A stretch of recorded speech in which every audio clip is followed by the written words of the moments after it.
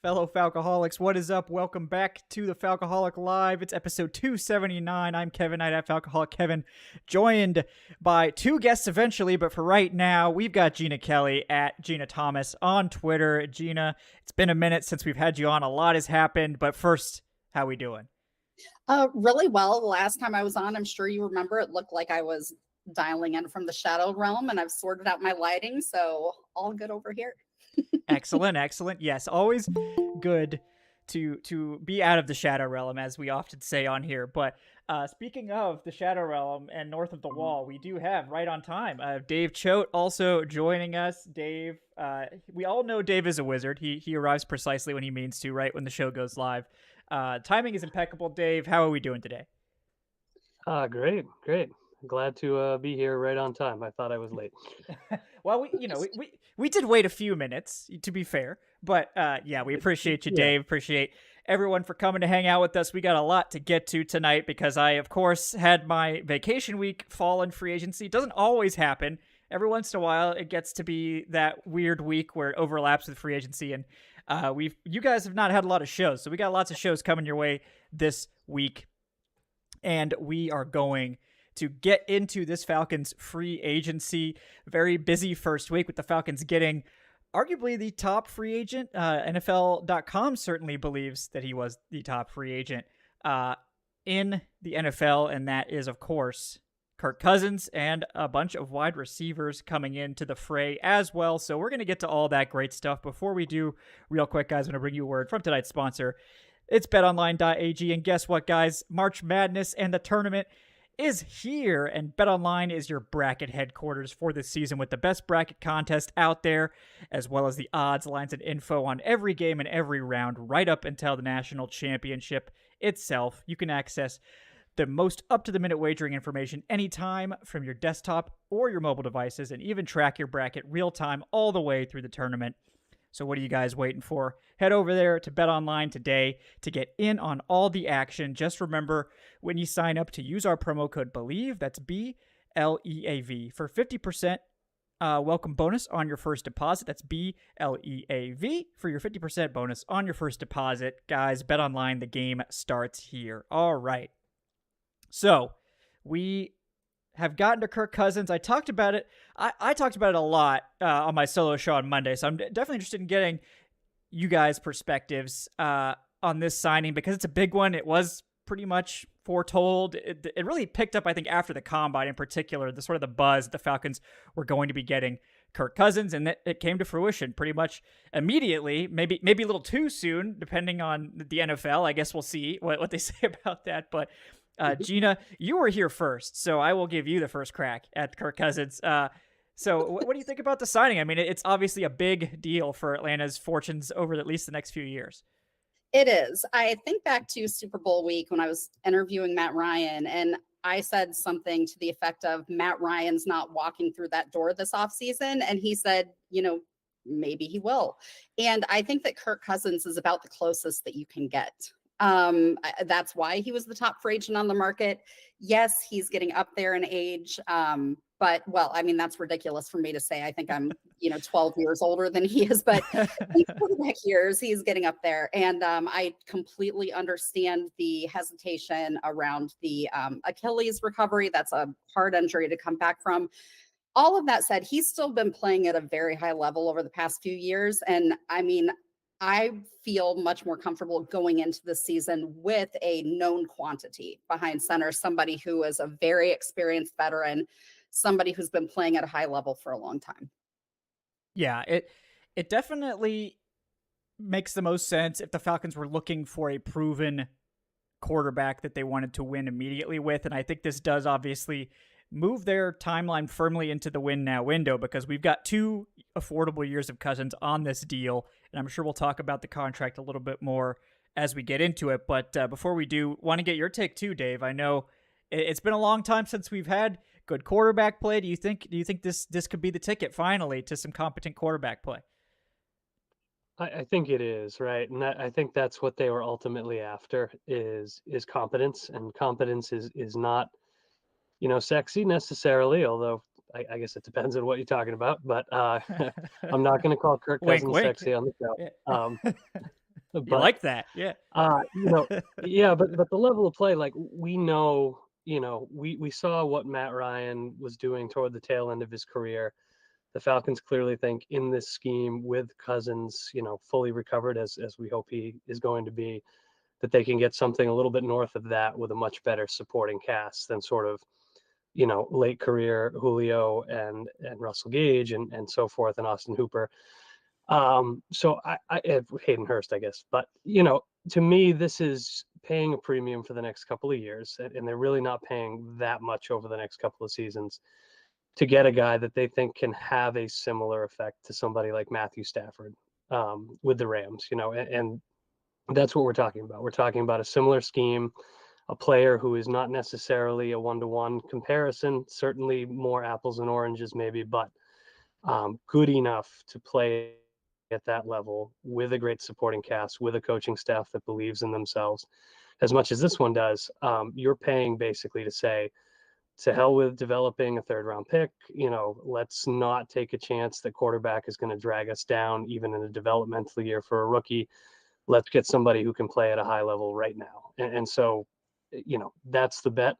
Do I love it over the long haul? Do I love necessarily, passing up the chance to get one of the top quarterbacks in this class? No, I don't. But I also understand how difficult it would have been to get up there and get those guys. So considering your options, considering who is coaching this team, and sort of what they're looking for in a quarterback, I do think this was a pretty much perfect fit this offseason, this team, this player. Yeah. No, I agree with you there. And that's, I think, the big crux of this move, which is that they weren't really in a position to get one of the top 3 rookie quarterbacks. And even the 4th one is probably going to require a trade up at this point. I mean, it seems like we're getting to that point where we see the Vikings loading up on first round picks, possibly to get the 4th quarterback in this class. And, I know there's a lot of JJ McCarthy fans out there. Apparently the NFL is way higher on him than even I thought. I mean, but it's kind of wild to me that we're talking about this, but that's quarterback in the NFL. And that's what I think we tried to communicate to people this offseason was there's two types of teams in the NFL. Teams that have a quarterback and teams that don't. And the teams that don't, you basically can ignore every year. They're not really going to be competing. It's very rare that you see a team without a quarterback get to the playoffs, and much less often that they get to the Super Bowl. I mean, you look at the 49ers, they're kind of the exception to the rule, right? They've been able to get by with sort of randomness at quarterback. They made Jimmy G into a Super Bowl quarterback. They made Brock Purdy into the 49ers are not the rest of the NFL. We know Kyle Shanahan's the wizard of getting to the Super Bowl and losing, unfortunately for Kyle Shanahan. But that strategy works for them. It doesn't work for everyone else. And so the Falcons, in the situation they were in, they clearly felt that if they didn't go for Kirk Cousins, that they were going to have a pretty good chance of just not getting a quarterback at all. And that's unacceptable, and it's not something that the fan base would have tolerated. I know everyone likes to pretend that they would have been fine with a wait-and-see season, but about 3 weeks in, when Desmond Ridder's 0-3 and it's getting really dark, I think people would have been a lot less happy with that arrangement than they thought they would be going into the season. I know I was preaching patience for many years, and I'm over it now. There's no more patience to be had, and I think the front office feels that way as well. But let's talk about the contract, because it's very interesting the way it's structured. It was reported as a 4-year deal, but it's basically a 2-year deal with 2 team options, and the 2 team options are very expensive years, but it does give the Falcons options if Cousins is still playing great, that they could potentially extend or whatever, but it is 2 years fully guaranteed. So if Kirk Cousins isn't healthy, then you're in trouble. But if he's good or great, then you're probably pretty happy, because he's under contract for $25 million this year and $40 next year, which again, that's this year, that's cheap if he's a top 10 quarterback. Next year, that's about market rate. So, and going into 2026, you could move out of that contract and save over $30 million. So you're really not on the hook past these 2 years, unless you want to start doing contract shenanigans and restructuring and all that, which also theoretically could be an option. But Jeanna, what do you think about the timeline that this contract sets? Do you expect it to be a 2-year deal, or do you think he could potentially stick around longer, or is this like a bridge situation? Long term, I know there are a lot of concerns about the move. So what do you think about how this deal sets the Falcons up going into the future as well?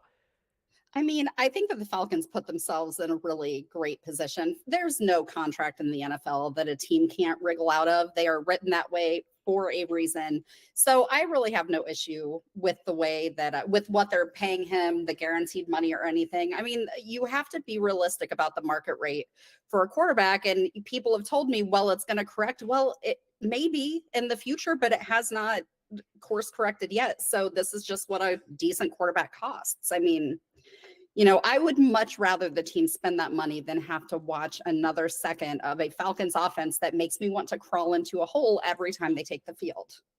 Small price to pay for my enjoyment. A small price to pay for salvation.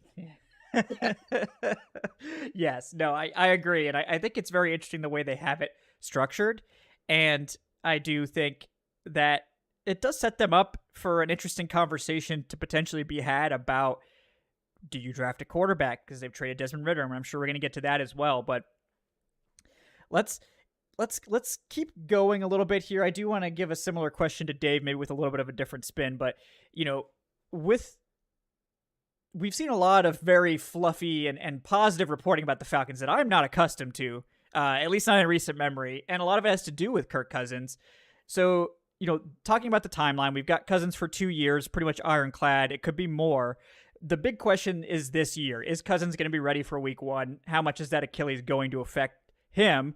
And in one of these 2 crucial years of this contract, particularly this year because it's the cheapest year, Dave, what do you think about Cousins being ready for week 1? I mean, obviously we haven't heard anything ironclad about his status at this point, but what's your level of confidence that Cousins will be able to start the season? Pretty high. If there's no setbacks, pretty high. I think that is something that the Falcons are banking on. I don't think if there was any doubt that he'd, be available this season and good to go, that they would have had some level of hesitation about bringing him on. Because again, to me, the objective is win now, which is really funny because I think when Raheem Morris was hired, a lot of Falcons fans said, well, maybe this team is taking more of a long-term approach. Belichick would have been the win now hire, but I don't think Raheem Morris, who had to, work for well over a decade to get back into the head coaching ranks, despite I think probably earning a shot at that earlier than this. He does not want to, wait another season to win. Terry Fontenot does not want to wait another season to win. There are certainly jobs, not this year, but on the line long term if you can't put this thing together. So to me, in a roundabout way, getting back to that, Cousins will be ready for week 1. Whether he's totally 100% in week 1 or not, I don't know. Do I have any doubt he'll be out there on the field and he'll play a full complement of snaps and this offense will just lean on the run a little bit more if they have to? Not really. Again, it's just as long as he does not have any setbacks, which would be a nightmare, and a nightmare we should probably just keep in the back of our mind. That'll be very familiar. Yeah. Yeah, it'll be a familiar nightmare. Yeah. To me, yes, they're counting on him being out there week 1. I fully expect it to happen. Yeah. I agree with you. And yeah, I do want to kind of fold that into a discussion about Taylor Heinicke sticking around, which wasn't a free agent signing, but I think it was almost assumed by me and many others that were looking at the cap situation that Heinicke was going to be a cap casualty because his savings was so high and his cap hit for his level of play last year was relatively low. But the Falcons keep him around. They let the bonus accrue, so he's not like safe necessarily. It's not like the bonus like changed things drastically. I mean, it's another $1 million, so it makes the savings a little less striking. But I think, to me, it seems like a vote of confidence in Heinicke that, they're basically like, well, the Falcons passing game last year was just awful, and we're not going to blame Heinicke necessarily for his play in that scheme. Obviously, they're not giving him total credit for it either. Like, oh, well, we don't view you as a starter or something. But it seems like they're willing to overlook a down year for Heinicke, and think about him as a very quality backup quarterback and even spot starter based on the amount of money that he is making. But he's making more than Jacoby Brissett this year. So, Jeanna, I'm curious what you think about Heinicke sticking around, and do you feel good about having him as the backup given Cousins' season-ending injury and the potential that he might not be able to start the season? good after what we saw from Heineke in his starts last year would be a massive stretch for me. I feel good about it. No. Do I think that he could be more effective with better coaching? Yes. And I think that the Falcons did bring in the right coaching personnel this offseason to give the team the best chance. But no, the idea of going into the season with Heineke as a backup still makes me extremely, extremely nervous, especially, like you said, given Cousins' recent injury and his age. Yeah, no, it's fair. And, I'm still a little bit surprised that they didn't sort of see what else was out there, but, they kept so much of the coaching staff intact, especially on the offensive side. And, obviously TJ Yates moves to quarterbacks coach from wide receivers coach. So there wasn't really a quarterbacks coach. It was Dave Ragone sort of being the offensive coordinator and quarterbacks coach, which is kind of a joke to me because I don't know how you could possibly have time to do both of those jobs at the same time. But I digress. I'm done dumping on the previous regime. I'm over it, clearly. But TJ Yates was obviously here for Heineke last year. Wasn't necessarily coaching him directly, but they do keep him around. So to me, that leads me to believe that maybe Yates and the coaching staff feel that it wasn't entirely Heineke's fault and that they do want a veteran in here to back up Cousins. And honestly, Cousins has been remarkably healthy throughout his career. This is not a guy who's missed much time at all. It was a weird injury for him. He's very similar to Matt Ryan, that he just is one of those guys that just knows how to take a sack. And there's just those quarterbacks that are like that. So I doubt that's likely to change. This Achilles injury, we all know it was kind of a freak thing. I mean, that's not really, so I'm not super concerned that Cousins is going to miss a ton of time. It's just how early will he play? And they clearly view Heineke as a reliable spot starter if Cousins isn't ready, or if somebody has to come in. And it's also, I think, a sign that they do view themselves as a true contender for the playoffs at minimum, because you don't spend big on a backup quarterback if you're not worried about making the playoffs. So Right.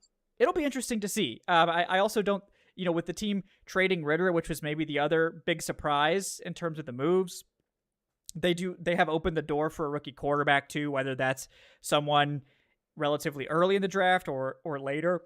I'm not sure. There does seem to be certainly a lot of buzz around Spencer Rattler at this point. He's not a guy that I love, but the traits are there. So if they want to take a swing on a developmental guy, it makes sense to me. But yeah, Dave, I'm curious. Do you think they are potentially going to look into adding a rookie quarterback in the draft at some point? That's my hope. I wouldn't say with confidence, yes. I do think that the way that this, contract for Cousins is structured, where you would have to take a big hit in 2 years. You still save a ton of money, but you take a big hit and then a much smaller one, suggests that maybe you want to have your long-term guy there. I know a win now football team isn't necessarily going to think about the future, but there's some intriguing quarterbacks that hopefully will be around on the second day of the draft. And my hope is that, yes, they are looking at that. And I think it's also worth looking at Heineke's contract situation. The bonus suggests that he'll be staying, but until I see them, potentially restructure his deal to free up some room, I'm going to have it in the back of my head that he's here in case they don't get a rookie, but he could still be cut if they do get a rookie, to kind of free up room for the draft class and maybe a couple of lower tier signings. So I think until we see that restructure that says, Taylor Heineke is here this year, we're going to free up this room because we want to chase a free agent, I'm going to still half believe they're just waiting to see what they can get in the draft. And again, I hope that's the case. It has been such a long time since the Falcons had a long-term plan at quarterback. And I am not really counting Ritter because of the way that came together and worked out. Maybe, it was a long-term plan. It wasn't, obviously, in hindsight, a very good one. So hopefully, having somebody come in, sit for 2 years behind Kirk Cousins, learn the ropes and be ready to step in, that sounds much better to me. That sounds like what I was hoping they might have done with somebody with Matt Ryan back in 2020, 2021. Yeah. No, I think that's a great idea. Because I think the Falcons do need a long-term plan at quarterback. I think that's pretty clear. And obviously, Kirk Cousins is a 2-year plan with the potential for more. Those are pretty much team option years. And it's definitely interesting to see what they do with Heineke because, again, like he has over a $9 million cap hit this year. So it seems like if they're planning on him being the backup long term, that they would, potentially consider extending him or adding void years to spread that cap hit out a little bit. We'll see. But yeah, you bring up a good point there. And, this is a class with some intriguing guys in it, right? Spencer Rattler, again, he's very polarizing, but I could see teams wanting to take a gamble on him on day 2, like late on day 2, to see if he could turn into something. I think Jordan Travis, obviously from FSU, has a lot of fans. He's not going to be able to play anytime soon, but you certainly like the talent that you saw on display there. And you could also potentially look to next year's draft, which is completely wide open. But they have the flexibility now because of the Kirk Cousins move, that they don't have to feel forced into anything at quarterback, where if they didn't get Cousins, they were going to be scrambling going into the draft, because look at the Broncos, look at the Raiders, and look at the Vikings. All three of those guys are now left kind of holding the bag, wondering like, okay, what are we doing at quarterback? All three of them are going to potentially be scrambling up to try to get the 4th quarterback in this class. Maybe the 3rd quarterback becomes available. I don't know. I think it would be foolish of the Patriots to not take the 3rd quarterback, but you never know.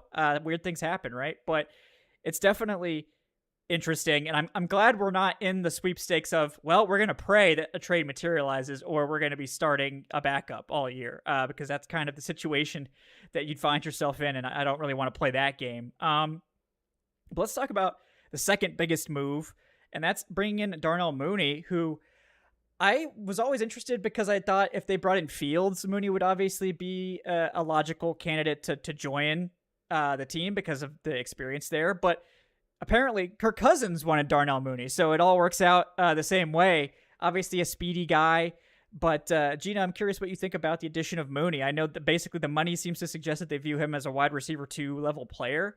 What do you think about him potentially being that for Atlanta? I'm really excited about it. I mean, they already have so much skill position player talent on offense. So giving Cousins another weapon just makes me feel more confident that this offense is going to be a little bit dangerous next year. Yeah, no, he's a very interesting player. Not your typical wide receiver 2, right? Very small, very light. That the NFL does seem to be more accepting of players at his weight now, like in the 170s. It was almost unheard of a few years ago, but now you even got some guys in the 160s like Tank Dell, Xavier Worthy, who just broke the 40 record at the Combine, also in the 160s. So the NFL is finding more ways to utilize these players, and Mooney, obviously, speed demon, great separator. Never really was utilized to his full advantage in Chicago. I think we could be honest about that. But yeah, I wonder, because he played quite a bit in the slot and outside. I wonder if he'll have a permanent home or if he'll rotate back and forth. But Dave, I'm curious what you think about Mooney coming in and potentially being that sort of speed separator combination to the more physical style of Drake London. I think that's what you're looking at with Mooney, and I think it's the kind of signing they needed, right? We've seen, even these last couple of years, some of the more successful and memorable plays for the passing attack anyways have been to your speedy guys, your Scotty Millers, your Demier Birds, et cetera, who don't get much run, or didn't get much run in the Arthur Smith offense, but nonetheless you could see the potential with the other weapons you have on the field for a guy with that kind of game-breaking speed to do things downfield. And I think taking Mooney out of a situation where he was not a priority target, where I saw a metric recently that, the downfield completion percentage to him on target balls was pretty damn low. And he's not going to have that problem with Kirk Cousins. And he's going to be playing, surrounded by giants, by Drake London, by Kyle Pitts, by these compelling weapons that you have to account for, in the intermediate areas. Like, to me, that really says you can let this man run. Kirk Cousins can get him the ball. We're going to see some game-breaking plays from Darnell Mooney. So, his history of production, suggests that maybe he'll be a little bit boom or bust. Maybe we're not going to see 8 targets a game. We're not going to see consistently huge production from him. But I do think that the offense is going to be a better fit for him. The whole, usage and plan for him is going to be a better fit for him. And he's sort of an ideal wide receiver 2 for London here. So I think it's a really good signing. I know there's some fear that maybe you're overpaying a little bit for him, but considering, again, he's kind of signed for 2 years and then nothing's guaranteed. I think he's a Cousins target through and through. And if he's going to succeed, it will be here in this situation with this quarterback. Yeah. I mean, I think it's obviously a better situation for him to come into an offense with a very accurate, established quarterback that like Kirk Cousins that's going to be able to efficiently get the ball out and get it on target better than Justin Fields. The one thing you can say about Justin Fields, while he would launch that thing up there and did have some great plays with Mooney, it wasn't always the most accurate football. That was something we talked about at length with Fields, and that was something he was going to have to work on. But Cousins, known for his accuracy, his timing, his ability to throw the middle of the field, and I wonder if that's sort of an area where we'll see more from Darnell Mooney than he showed in Chicago, potentially using his speed to separate, over the middle and stuff like that. But very curious to see how he's deployed. To me, the question is not whether he'll be an effective receiver in Atlanta. I think he certainly will be. I wonder if he's the guy you want playing wide receiver 2 long-term, or if you're sort of hoping that he could be like your high-end wide receiver 3, where he's like a plus there. I don't know if he's like a plus wide receiver 2. I think he's a very capable one, but that's semantics, and it really probably depends on what the Falcons want to invest at the position, because they're going to have to pay London sooner or later. And this is a deep receiver class. We could see, a receiver added at 8. We could see one added on day 2. I mean, it probably should add multiple, even though they signed all these guys and added all these guys. I mean, it's a great class. Take your shots where you can, but definitely interested to see if he's more of a slot guy or more of an outside guy. The way it seems to be constructed now seems more like outside will be his home, but we still got the draft ahead of us, and we also have another addition via subtraction with Desmond Ridder going to the Cardinals, the Falcons getting Rondale Moore. And Dave, I'm curious what you think about this one. This one was totally out of left field. I did not see Ridder getting traded at all. Certainly didn't see Rondale Moore coming to Atlanta. Moore, such an interesting athlete, one of the best athletes at the position in the NFL, ran like in the low 4.3s, had all these crazy, I mean, I think he jumped like 42.5 inches at like 5'8". I mean, that's absolutely absurd. I feel like he jumped twice his height or something, but curious what you think about Rondale Moore coming in and where he could possibly fit into this offense. Yeah, I think he's an interesting player because, where you had Cousins, saw Mooney and obviously was interested in him. You have to remember that Raheem Morris and Jimmy Lake had to defend Rondale Moore, and Zach Robinson certainly saw him firsthand. So this is a guy that, we can talk about Ridder in a little bit and his value and so forth, but the Falcons clearly decided to make this trade for Moore. Like, that's the reason. They're not looking to give Ridder necessarily the best landing spot, although I'm sure that's a factor. But to me, Moore is a guy who, again, was maybe a little bit underutilized. He's got some versatility. He's worked effectively out of the backfield. He can definitely return, even if he's not a high-end returner. And he has that speed. He has that speed and that athleticism that make him really intriguing. And he sort of benefits in the same way Mooney does, but maybe even more so, because you have Mooney as a target on the outside. You have to respect his speed. You have Pitts. You worry about Pitts. You have to worry about London. You throw Moore on the field. Maybe you move him around a little bit, give him some interesting looks. He has that kind of speed to be a lethal weapon situationally. And I think initially that's what you're looking at for him. He's, again, not going to be necessarily a volume guy in this offense, but as a big play threat, he's a really intriguing player. And he's somebody, again, that I think Raheem Morris and company took a look at, and said, this guy was a little bit of a nightmare maybe for us to match up against just because of that speed, because of what he can do. Let's see if we can put that to work for us. So I am really intrigued by him despite the lack of production, because of the way the team clearly went after him and sees a role for him. Yeah, I agree. I think he's the wild card of the group, where I could see him having a very minimal role depending on if they draft somebody, or he could be the starting slot receiver and play a lot, because we know how much the Rams offense featured the slot receiver. And with his athletic profile, you obviously believe he can do some short stuff. He can do screens. He can do gadget type stuff. He did some stuff in the backfield a couple of years ago. And honestly, he was almost on a 1,000-yard pace a couple seasons ago before he got hurt 8 games in. was really having a fantastic season. So clearly the Falcons took notice of that and are betting on him being healthy this year. And obviously for 1.6 million, that's a great bet to take. So I'm excited to see what he can do. Jeanna, what do you think about Rondale Moore? Do you think he might even end up being a starter for this offense when it's all said and done? I mean, it's hard to say just because they have so much talent. But I do think that he has the potential to be a game changer, just because of that speed. And, I think that the more targets Kirk Cousins has to work with, the more likely it is that, one of these high-end athletes like Bajan or Kyle Pitts or London are going to be getting open more easily. And so, yeah, like you said, having to respect his speed just adds another wrinkle for opposing defenses that I think is going to be really challenging. And I love that. Yeah. It's really interesting because I feel like they've got some archetypes that they can draw on now, where they've got a lot of guys that can play the slot. So Drake London, we know, played a lot of power slot at USC as well as being outside. Kyle Pitts played a lot more in the slot last year, even though I'm not sure that's long-term his best spot, but it's definitely something that he can do.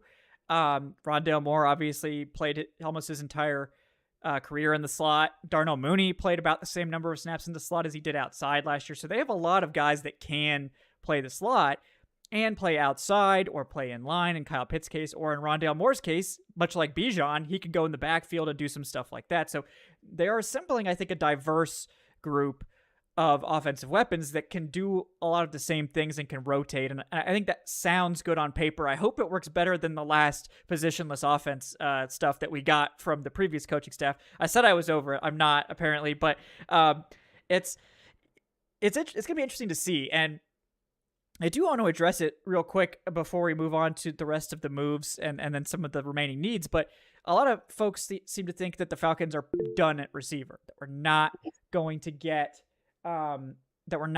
get a big addition in the draft at receiver, or they're not going to really worry about the position anymore because they added Darnell Mooney and Rondale Moore and Ray McLeod, who we haven't talked about yet. I would caution you that is not the case. Like, I think people are overreacting to these signings. Obviously, Darnell Mooney is a big one.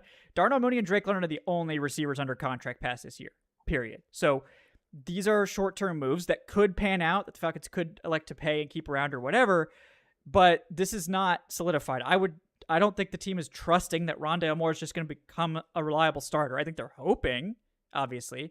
Ray McLeod is very much a depth receiver and a return specialist, not really a starter. So, maybe CFL legend Austin Mack comes in and seizes a starting role. I think, Kadarius Hodge, we know he can back up, but they do need, I think, a high-end wide receiver too. I think they would like to add that player. And I think they need to strongly consider Malik Neighbors or Rumadonze if they're there at 8. I mean, obviously the need at edge is pretty drastic at this point. We'll see if anything else happens, but I do think that people shouldn't forget that wide receiver is not just off the table now because they addressed it in free agency. It may get pushed down the board a little, especially if we don't see any moves at edge. But we'll see how that goes. But Jeanna, I know you have to take off. I appreciate you coming on, guys. She's Jeanna Kelley at Jeanna Thomas on Twitter. Anything else before you sign off, Jeanna, for us? No, actually, I have not been working on anything that anybody can read. I have been working on stuff, just nothing to read. I do have a feature coming out on SBNation.com in May for Mental Health Awareness Month. I'm talking to several former players who are now mental health advocates. So look for that around the 1st of May on SBNation.com.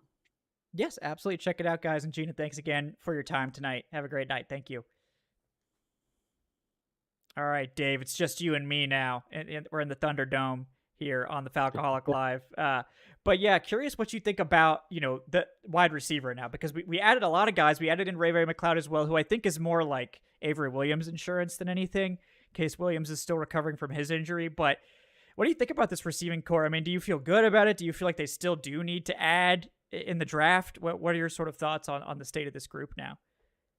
Yeah, I think it depends on how are you using Kyle Pitts, right? Like, to me, that is a big question mark, because if you're intending to use Pitts effectively like another wide receiver with some versatility, and Charlie Warner is really going to play a lot as like your quote unquote starting tight end, and he's out there for his blocking acumen. Pitts and London and Mooney, it's a pretty strong trio, right? So maybe you can fudge it a little bit and say, we think we're going to get some good things out of Moore. We know Hodge can do, what Hodge can do, which is block well and occasionally go nuts as a receiver. Yep. And then you have McLeod and maybe Mack as insurance. Like I can see them talking themselves into that. Should they do that? I think it's another situation like with quarterback where I'd rather have the long-term plan. As you've said, and many others have said, this is a strong wide receiver class. Like, to me, if you like these guys, I don't think you're going to say, maybe you don't take one a day, but, second day, even early on the third day, you have these additional picks.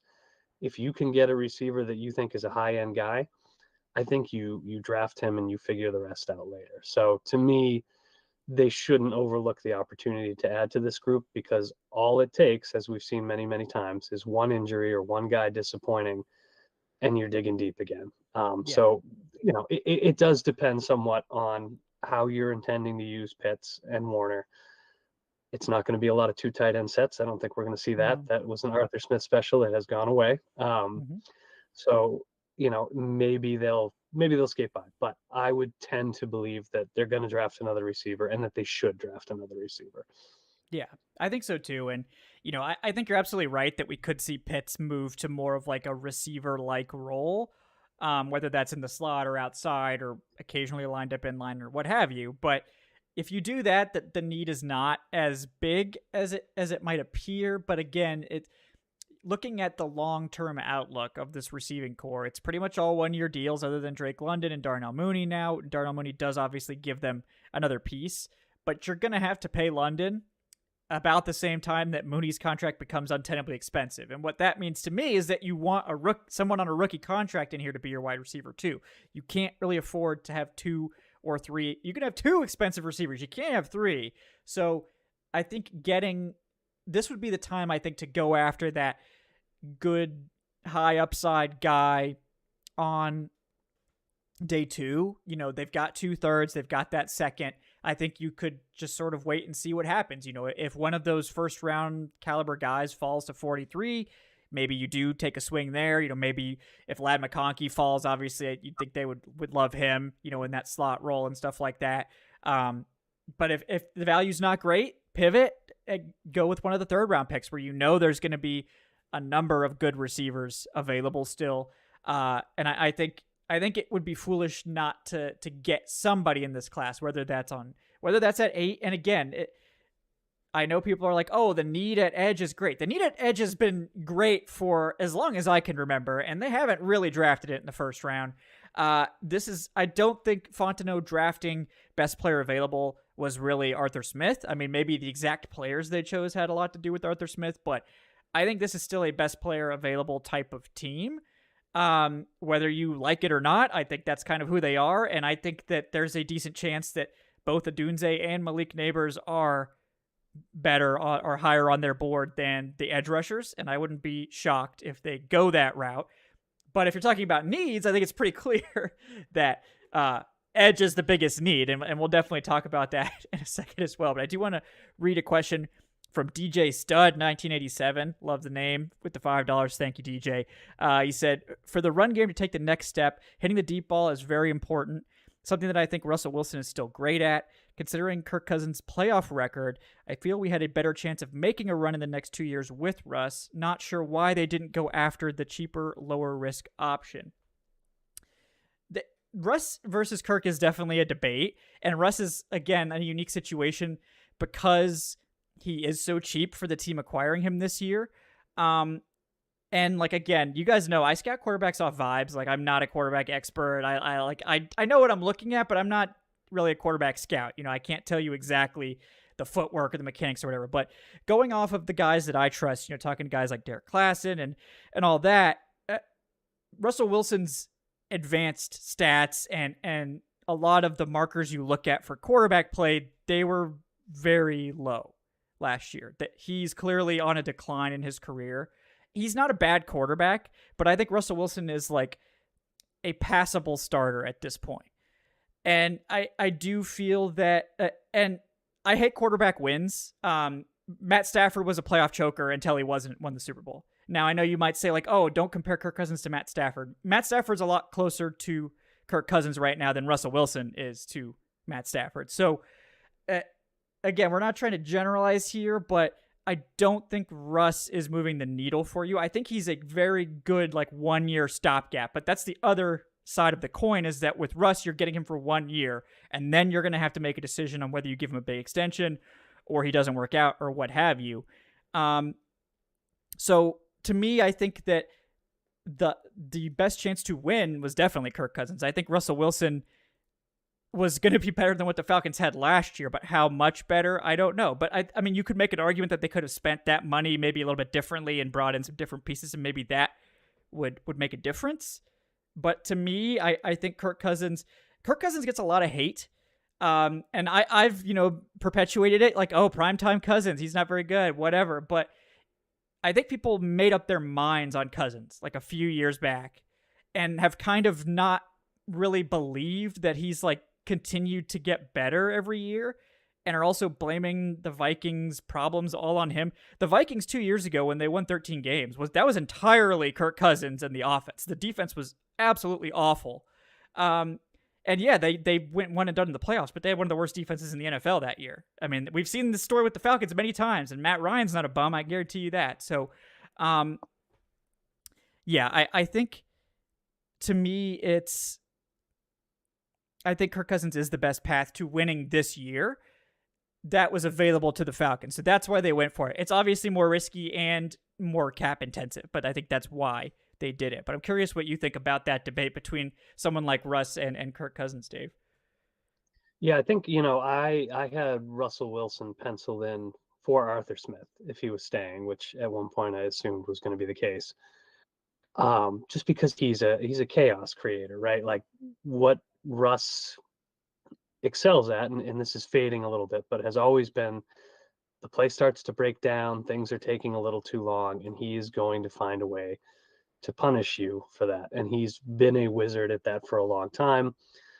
But what this particular coaching staff wants, Russell Wilson doesn't really provide. Can you work effectively over the middle of the field? Can you consistently deliver on-time balls?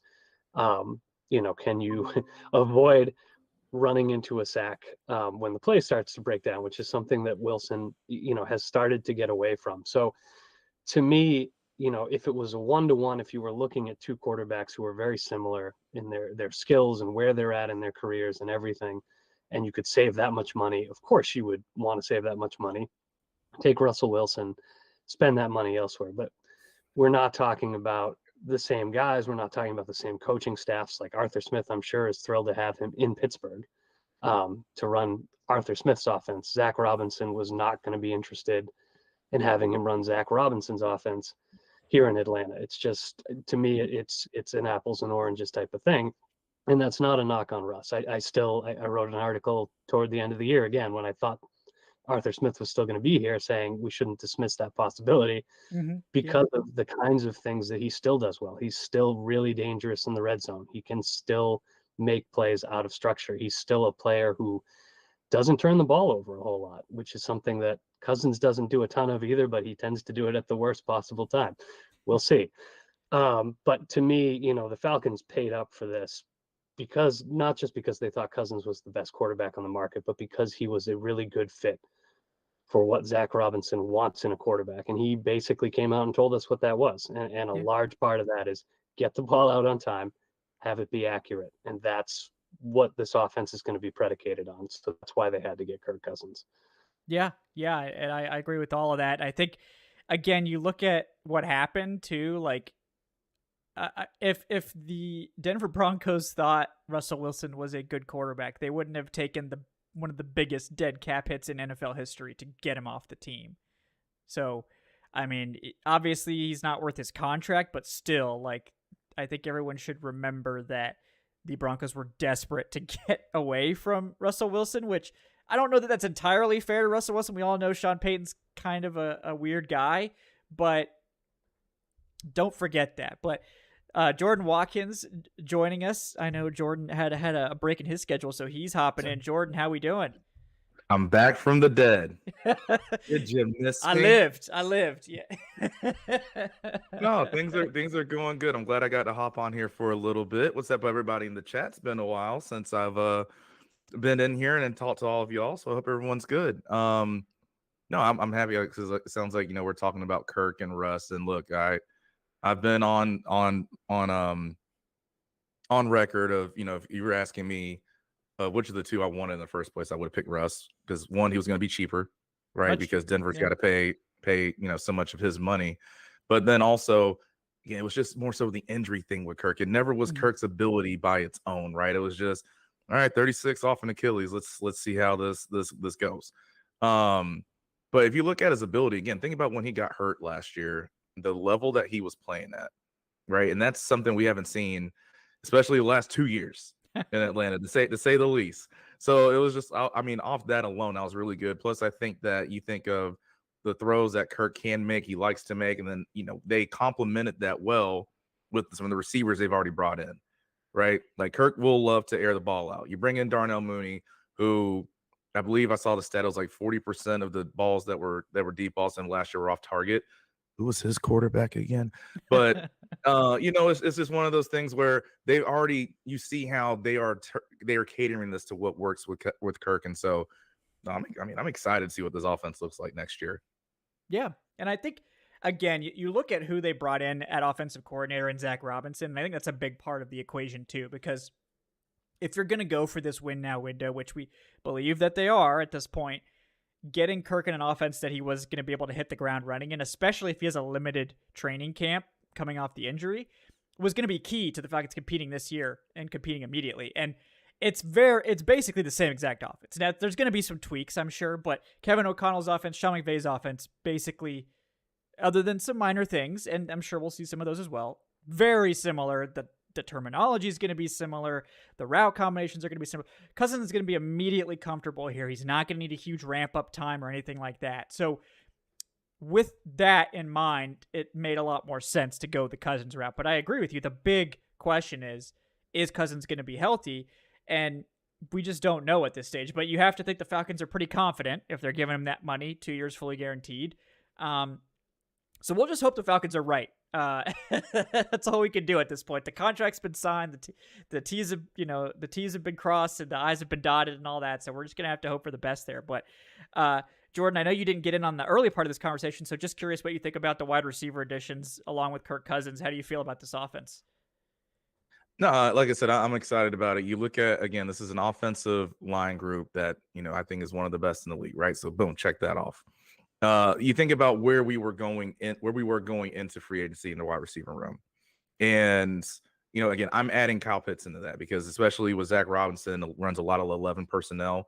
Wouldn't surprise me that it'll technically be 12 if you want to count Kyle as a tight end, but I think he'll be more out, away from the line of scrimmage because you bring in Charlie Warner, which I think was a great signing to really work on that inline blocking, and he comes from a zone scheme, similar to, guess what? Everyone comes from that same tree, right?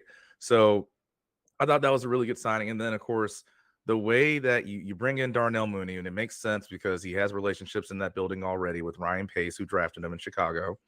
And it gives you that vertical threat that, again, like I said, it really does work with what Kirk likes to do and can do. And then you bring in another shifty gadget guy, right, with Rondale Moore. I mean, we've seen him line up all over the place, whether it's in the backfield, slot, as like a Z type of guy. So, I mean, already you go from really just having Kyle and Drake to now having all these more options. And I think what makes it more fun is I think it solidifies even more just right now, right, what you're going to do with the draft. I think first round now, at least what I would do, it's either edge or corner, right? That's what it goes down to. Now, of course, if you get Hassan Reddick, that kind of nails it down even more. But we'll see if Howie Roseman's still gonna, be just going back crazy with the trade expectations. But I think the fact that you narrowed it down even for the draft, I think that is something that can be beneficial just in ease, like making that thought process that much easier. Yeah, I agree. And even I like the clarity that it gives because I agree with everyone in the chat that says the wide receiver is really not a priority at 8. And you're right. It's not, I think if you look at the raw value of the board, maybe Adunze Neighbors are ahead of the edge rushers, but the need is obviously greatest at edge. But I think now what this also does is there's 3 good edge rushers in this class that I think are all in consideration. Dallas Turner, obviously, his stock has gone sky high with his workout, which was very good as expected. But when you see it and you see the arm length, that was the big thing for me. I did not realize that man had 34.5-inch arms. That's pretty nuts. But you've got him. You've got Jared Verse, who I'm on record as just loving and have loved for over a year. I wish he would have come out last year. He would have been a Falcon. But yeah, and then Laiatu Latu also, I think he tested out better than people thought. I think he's absolutely in the mix for the top 15 as well. So I think the chances of one of those receivers falling to 8 was already kind of low given the teams picking ahead of the Falcons. But now if one does, you have the option still of taking them if you really love the one that falls. I think Neighbors to me would be the one that I'd be like, I'm going to have a really hard time passing this up. But, now you have the option to potentially trade back to a number of really wide receiver needy teams behind you. Even the Bears might be wanting to just do a pick swap and still getting one of the top 3 edge rushers without question. Like if you trade down to, 12 or what have you, you could still get Verse, Latu, or Turner and not have to worry about it. So it gives them a lot of options, and I love options. But curious, Dave, first of all, we've seen all the moves that they have made. There's a lot of moves that they haven't made yet, and Jordan brought it up. Hassan Reddick, that seems to be where the buzz is going, that the Falcons are interested in him, and they do seem to be holding their other moves for something. So I don't know if it's Reddick. I suspect it's something big that's potentially going down, but where do you think that they're still going to add in free agency, and what do you think are the biggest remaining needs for the Falcons, Dave? Yeah, I think you can't let this offseason go by, and I don't think they will, holding pattern or no, without adding another edge or 2. And I do think that, the calculus has changed a little bit here, where D'Angelo Malone was basically mothballed last year, barely played. New regime in town, maybe that changes. Ebiketie is a good player. What he can give you. And I still think this is a team that will use Lorenzo Carter. So it's not that the cupboard is entirely bare there, but I think we all know that this team has lacked an impact edge rusher forever.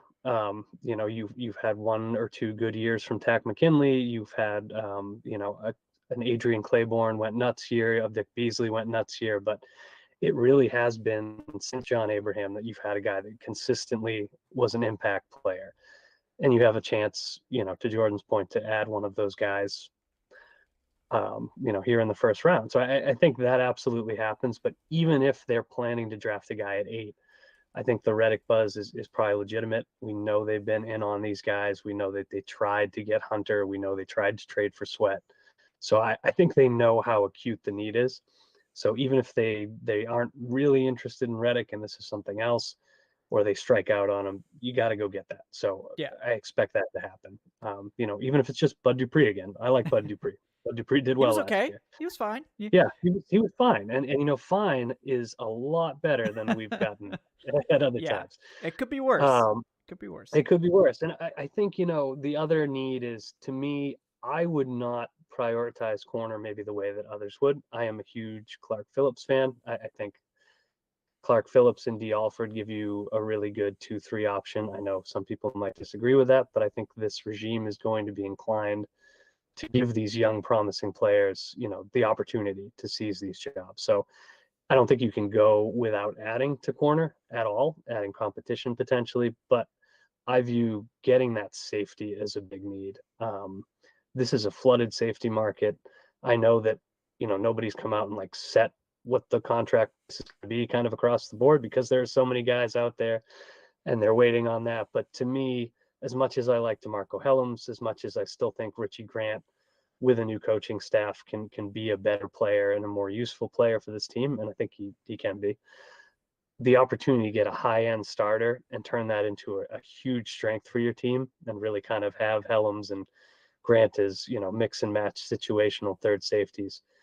That's really appealing to me. So I think, given the state of the market, that they're going to get in on it, and I hope they do. So to me, if you grab at least a pretty good edge rusher, preferably better than that ahead of the draft.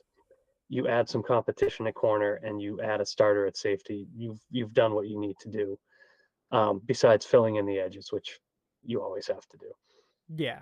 And you know what? It seems like there's been reporting that they've been in on edge. They've missed, unfortunately, with Danielle Hunter wanting to go back to Houston. And it seems like they were interested potentially in going after some other big free agent guys if Kirk Cousins hadn't materialized. But, Hassan Reddick is kind of the last big one out there. And if the reporting is to be believed, the Eagles want a first-round pick that they're not going to get for him. So it really just depends on how stubborn they want to be with that. I don't think they're ever going to get that for him. He's 30, and I know a lot of Eagles fans are like, oh, he had more sacks than Brian Burns.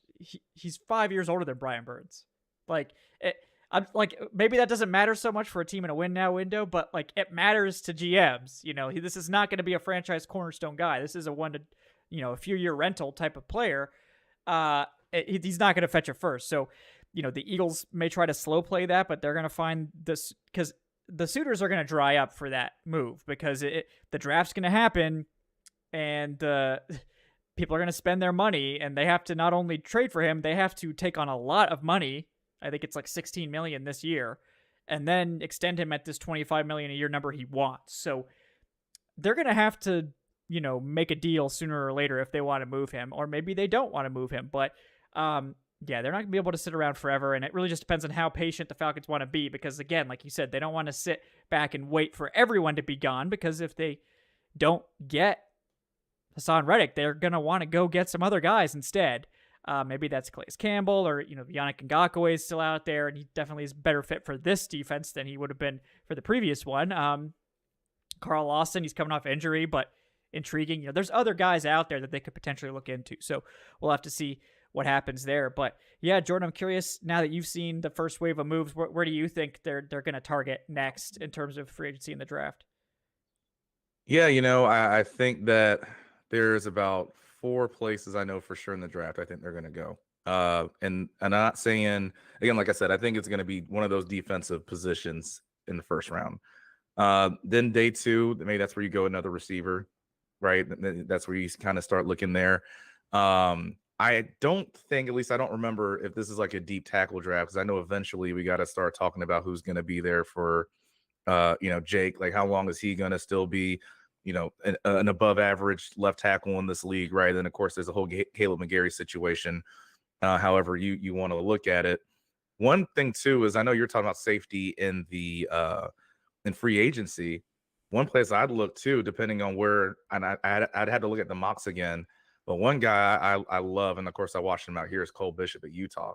So depending where you can get him, and of course we already see what a Utah DB looks like, right? With Clark Phillips, and I mean, I'm telling you, the way Morgan Scalley and Cal Whittingham have those guys ready each year in and year out.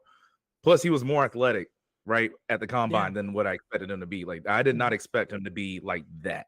Yeah. So I think those are the 4 places, and of course, corner that I would expect them to look in the draft. Now, of course, what they do in free agency kind of depends on what order I say you go after it. But I think that, again, with free agency, I think for at least right now, they might be done looking at receiver. Because, one person I didn't even talk about, and that's more so because I look at him as a return guy than I do as a true receiver, is Ray McLeod. But he can fill in certain places, be a screen guy for you too if need be. He made a tough catch over the middle in the Super Bowl. So I think for free agency, they're kind of done looking there. Again, I think it's either you go for the big splash at edge, right, which is Hassan Reddick, if you can get him, or if not, maybe you get some more just rotational guys, right? Because I think what we saw last year is you cannot have enough depth at the defensive line. Once we kind of got to the latter part of that season and had all those injuries. Yeah. To me, it's like I think people are worried that they're done, and they're not done. I think they're working to see if they can materialize this Reddick trade or maybe another big move. And if that doesn't work, we're probably going to see a flurry of smaller deals. But yeah, I mean, everyone's talked about Ahkello Witherspoon. I think you bring him in, you feel pretty good about the cornerback room. I mean, he wasn't like a high-end starter, but he was absolutely a fine starter for the Rams last year. He played almost 100% of the snaps for them. John Johnson, obviously not playing like his peak, but a guy that we know Raheem has raved about in the past as a guy that he loved to coach and shouldn't be prohibitively expensive either. To get another good safety in here that's not too expensive. We could see them maybe go after a veteran nose tackle if they don't want to prioritize that in the draft.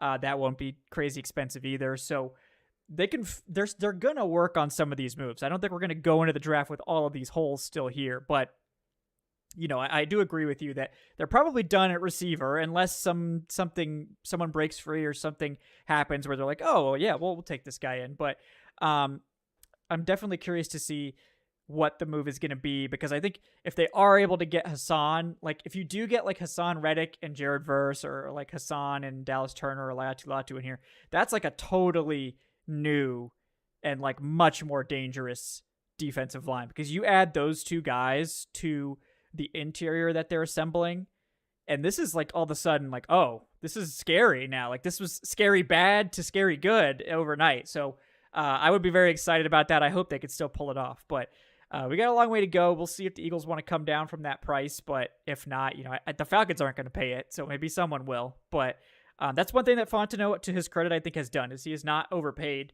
in terms of trade value, in terms of contract value. He's very conscientious of that, and it gets harder and harder. The closer you are to that winning window in that Super Bowl, the harder it is to stay true to that tenet of like, we're not going to make a bad deal here, because you're just thinking like, well, if I just get this guy, I just got to make it happen. And we'll see. Eventually they may have to stretch the books. They may have to stretch their draft assets as far as they can to try to get this done. I think they're probably not going to go super hard this year because, again, we don't know how healthy Kirk is going to be. We don't know how long it's going to take this offense to come online. Next year is probably the like, we're going all in year if Kirk is playing well and that sort of thing. But definitely curious to see. And I like your idea about drafting a safety too. I think that makes a lot of sense given how much money they have tied up in Jesse Bates. A guy that I hadn't really heard of prior to the combine was Dadrian Taylor Demerson from Texas Tech. I know Lance Zierlein absolutely loves him, and I was like, okay, I'm gonna have to look this guy up. He's very intriguing as like a day two safety. I think he would be perfect, like super instinctual, good athlete, like checks all the boxes for that number two safety next to Jesse Bates. He would be someone I'm interested in as well. And he has one of the longest names, I think, in the draft, which I always love seeing them like have to go to the smaller font on the jersey to like fit it on there. So I would enjoy that just for the jersey level. But they're going to start curving it like the new baseball jersey too. That's how it's going to look. Oh my gosh. Yeah. Hopefully it looks better than that. But I'm excited. I think it's a great draft class, especially at wide receiver. And we're going to see this team have an opportunity to continue to improve in free agency and the draft. And we got a long way to go. A lot more draft content in particular coming over the next few weeks. But real quick, let me get to Michael Scott's donation here with the $5. Thanks, Michael. How you doing, man? He says, hear me out. What if we already have our number 2 wide receiver and it's Kyle Pitts? Put Pitts in that role, and then we go to Brock Bowers at 8. Okay, Michael, you officially lost me. Maybe if Arthur Smith was here, this would be possible. How many passes do you think that that Brock Bowers would have if he was in here? Oh my gosh. I mean, not enough. Not enough to justify the 8th overall pick, I can tell you that. He'd probably have a very high target share. It just wouldn't be enough passes to matter, unfortunately. But yeah, no. You have me in the first I meant like half, how many Michael. times is he going to throw the ball passes? That's what I'm saying. Over under one time a game, yeah. You had me in the first half, Michael. Not gonna lie, but yeah. But no, that I love Brock Bowers. Probably not coming to Atlanta. I think we could be pretty confident that there's no sure things in the draft, but I think that's one of the things we could be more sure of is that Brock Bowers probably not coming to Atlanta. But before we sign off, want to give everyone an opportunity to get their final takes off. Dave, anything else you want to add about this free agent class? Anything else going on that you want to let the people know about? No, I just think, you've gone and done a good job of putting yourself in a position where you don't have any outstanding holes on offense. Like, could I feel better about the offensive line depth than I do today? Sure. Do I know who's going to be the third running back? No, not really. Maybe it's, Rondale Moore and Avery Williams at this point. I don't know. But I think offensively, they're in a really good spot. And I think remembering Terry Fontenot's track record, it's going to pay to be patient because they're going to do the same thing with the defense. There's not going to be some big outstanding hole the way it feels like there is now. by the time we get to the draft. So, just wait a little bit and see what happens next. In terms of anything that I'd like to plug, tomorrow morning, I know that Kevin, you're part of a roundtable with Alan going over some of the biggest moves of the off season. So that's always a good read. I always enjoy that, and I think you will too. And I think we're going to get to the point where we're ramping up draft coverage pretty soon because it's right around the corner, and the biggest free agency moves are probably done, barring a Reddick trade or another surprise splash. So stay tuned for what I always consider the most fun part of the year. At least besides when the Falcons are winning, which we hasn't happened much. So draft is all we have. Yeah, it's all we have, unfortunately. What's up, Big Low Country? Welcome in, man. I appreciate you joining us tonight. I hope you're doing well. And then we also got George Costanza with the $2 says, my draft pick is Joe Alt. I don't care about wide receiver. If Alt is there, take him. I know I said Evan Neal last time, but let me be wrong just this once. Okay, that's fine. That's fair. It's fair. Oh, yeah. And also, we're going to be doing the NFL Shop gift card giveaway during the draft show. George Costanza is going to be hooking us up with some NFL Shop cards to give away during the live show once again. So shout out to George for his generosity and keeping those shows exciting, and also hooking up some very loyal Falcons fans and viewers with some sweet merch. So thanks to George for that as well. And I would not hate Joe Alt. It's very non-traditional, but if you have the chance to take a franchise tackle, look, you can't be mad at that. Joe Alt is absolutely a franchise left tackle. I really don't think he gets to 8 because of that. I think people are kind of sleeping on that. That someone's just going to take him because, again, he's a franchise left tackle. But if he falls, I think you just make a way. You find a way to accommodate him, and whether that's trading Jake or trading, you probably try to move on from McGarry. Maybe McGarry's probably gone next year, no matter what, considering the cap savings. But you get Alt in here, you have Alt play right tackle.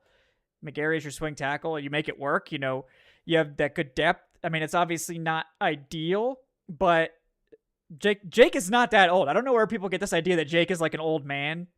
Jake is my age. Okay, I'm not that old. So he's not 2 feet. He's not a foot into the retirement door. But yes, people wondering how long he'll be able to play at a super high level. That's fair. But I do think that that's less likely, and I think it's more likely if Alt is there, the Falcons will probably trade down to someone trying to get Alt, because there will be people that want Joe Alt. But Jordan, anything else you want to add to the discussion? Anything else on the free agency class before we wrap up tonight? I would just say this, Kevin, because you talked about, Jake not being old, and I was thinking about here I am at 30 and my knees just started hurting. So even thinking about someone being old, those football, how they say dog years are times 7? Yeah. Offensive, line of scrimmage years, that's got to be at least times 15. Yeah, that's what it feels it's hardcore. like. So yeah. But look, if you did want to look at an offensive tackle at 8, it wouldn't be. The last time you picked an offensive tackle that high up that had NFL legacy in his family, kind of worked out for you. So I could see that making sense. I just think that at least where they are right now, and when you look at the glaring, these are the 2 positions that you really need to focus on and work on. I think that's why they look there first. But in terms of free agency, look, I think that with the power structure that we have right now, this is the most comfortable I've felt as a Falcons fan in a long time with the people that are making the decisions.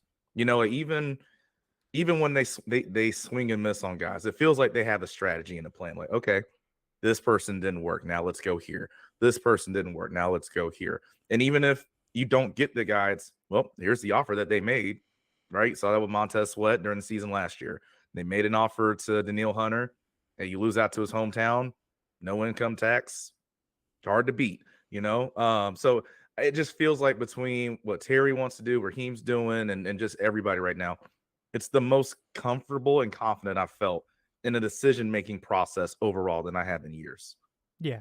No, I agree. And the process, I think, has been correct. I think despite the aggressiveness to get Kirk Cousins, they haven't panicked and done a lot of stuff that teams going into this win now window for the first time have done. I don't think they overpaid for any free agents. I don't think they went out and did anything crazy. I know fans would probably wish they'd been a little more crazy for the edge rushers, but being responsible with your picks and with your cap usually pays off in the long run, but you do eventually have to get there. So I have confidence in this group. I think the plan that they're showing makes sense. I think we've still got work to do, obviously, but I do like what we've seen so far, and I think we got a very fun offseason ahead of us still. I think the draft is going to be illuminating, and I think while we got a long way to go, I'm excited to see what we have, and I think it's going to be good. I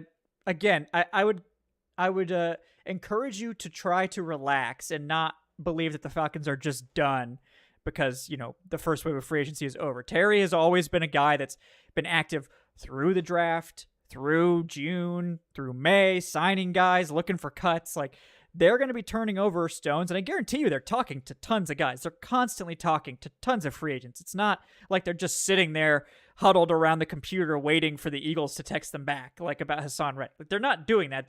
They've got contingencies. They've got plans. Like, there's lots of stuff happening. We'll have to see, obviously, if anything comes of Hassan Reddick, or maybe it's somebody else that we're not expecting, what have you.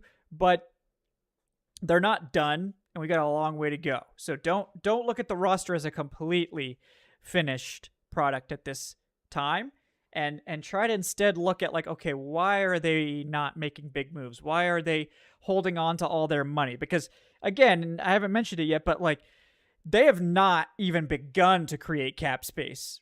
They cut Jonnu Smith. That was the only move they've made to free up cap space. They have not exhausted any of their avenues to exhaust. They have not exhausted any avenues to create cap space. They have many contracts they could restructure. They have multiple cuts they could make.